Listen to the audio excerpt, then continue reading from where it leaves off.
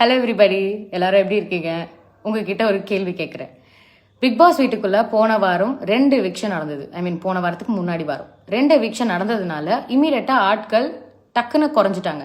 So team பிரிக்கும் பொழுது kitchen டீம்ல கம்மியான ஆட்கள் போட்டால் போதும். ஏன்னா ஆட்கள் கம்மியாயிட்டாங்க, சமைக்க போற சாப்பாடுடைய குவான்டிட்டியும் கம்மி தான் அப்படின்றது அருணோட பாயிண்டா இருந்தது.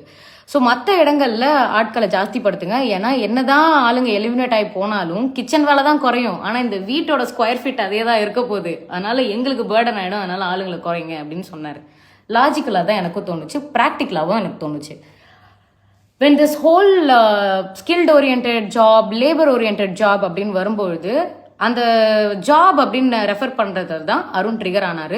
பிகாஸ் அங்கே இருக்க போகிறதுல அங்கே அது ஜாப் கிடையாது. அந்த வீட்டுக்குள்ளே எங்களுக்கு கொடுக்கப்பட்ட ஜாப், எனக்கும் நான் போன சீசன் போயிருந்ததுனால எங்களுக்கு கொடுக்கப்படுற ஜாப் எதுனா கேம் ஆடுறதுக்கு.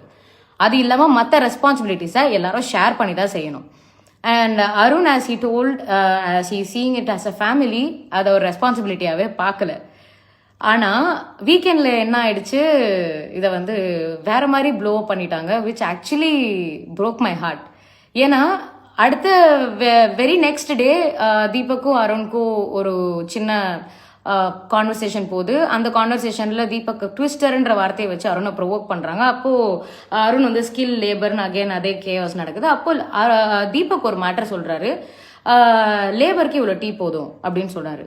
அவருக்கு பயம் வந்துருச்சு. ஐயோ நம்ம தப்பு பண்ணிட்டோம், தப்பான வார்த்தையை பேசிட்டு தப்பா போகுன்ற பயத்துல தான் அவர் வீக்கெண்ட் எபிசோட்ல இது ஒரு மேட்டரா வந்துடக்கூடாதுன்னு அதை அழுது அவர் கன்ஃபஸ் பண்றாரு. நான் பேசின தப்பா போயிடும்டா அப்படின்ற மாதிரி அருண் கிட்ட அவர் கன்ஃபஸ் பண்ணாரு.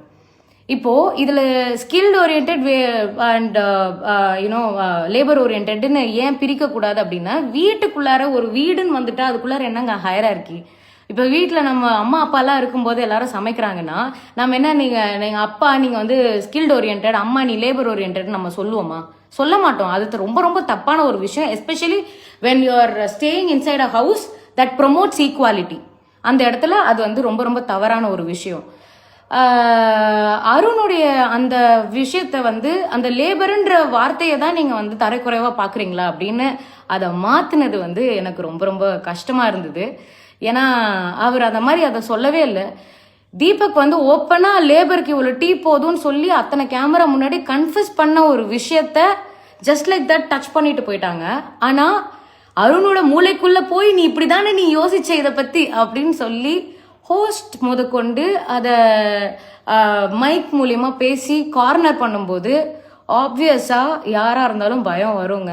யாராக இருந்தாலும் ஆடிடுவோம். நம்ம பேர் இல்லை தப்பாக போயிடுச்சோ, நம்மளை தப்பாக புரிஞ்சுக்கிட்டாங்களோ அப்படின்ற ஒரு பயத்தில் அருணுக்கு அதை சரியாக எக்ஸ்பிளைன் பண்ண வரல. சார் இது ஒரு ஃபேமிலியாக நான் பார்த்தேன். இந்த ஃபேமிலிக்குள்ளே ரெஸ்பான்சிபிலிட்டிஸ் தான் இருக்கே தவிர ஜாப்ஸ் இல்லை. இந்த ஃபேமிலியை ரன் பண்ண ரெஸ்பான்சிபிலிட்டிஸ் இருக்குது. இந்த ரெஸ்பான்சிபிலிட்டிஸை நாங்கள் ஈக்குவலாக ஷேர் பண்ணணும்னு நினைக்கிறோம் அப்படின்ற பாயிண்ட்டை கரெக்டாக அருணால் சொல்ல முடியல. Because he was scared. ஆனால் எனக்கு உண்மையிலே அது ஏன் இதை இவ்வளோ பெருசாக ப்ளோ அப் பண்ணாங்கன்னு எனக்கு புரியல. அண்ட் அதுக்கப்புறமா நடந்த அந்த மைக்கில் பேசினது, கன்ஃபெஷன் ரூமில் பேசினது எல்லாமே டேமேஜ் கண்ட்ரோலாக என் கண்ணுக்கு தெரிஞ்சுது. அதுக்கு இதை பேசாமலே விட்டுருக்கலாமே. இதை எதனால் 40 நிமிஷம் பேச வேண்டி இருந்தது அப்படின்னு ஒரு கேள்வி வருது. ஐ டோன்ட் நோ, நீங்கள் என்ன நினைக்கிறீங்க?